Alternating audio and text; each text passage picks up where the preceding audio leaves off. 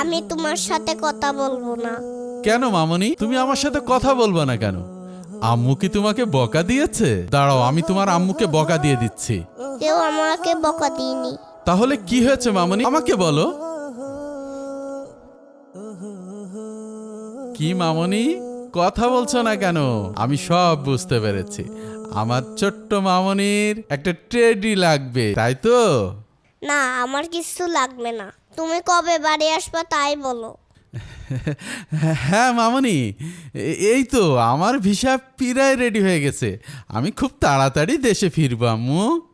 সত্যি বলছো তো আব্বু? আব্বু, আমি তোমার খুব মিস করি আব্বু। আর আসার সময় তোমার জন্য অনেক গয়না নিয়ে আসবো মামনি। আব্বু, আমি গহনা দিয়ে কি করব? তুমি তো এখন অনেক ছোট, কিন্তু আমার এই ছোট্ট মামনিটি সবসময় তো আর ছোট থাকবে না, একসময় অনেক বড় হবে। তখন তোমাকে বিয়ে দিয়ে দিব, আর ওই সময় এই গয়নাগুলো দিয়ে তোমাকে রাজকন্যার মতন সাজিয়ে দিব আম্মু। ঠিক আছে আব্বু, তুমি তাড়াতাড়ি চলে আসবা। আচ্ছা মামনি, আমি এখন রাখছি, কেমন? ওকে, বাই বাই। ও হ্যাঁ জহির, তুমি যেন কি বলছিলে?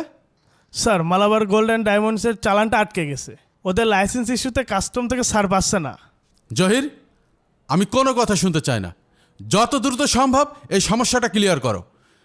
ওইদিকে বাংলাদেশে আমার মেয়ে আমার জন্য অপেক্ষা করছে। ওকে স্যার, আপনি টেনশন করেন না, আমি দেখছি।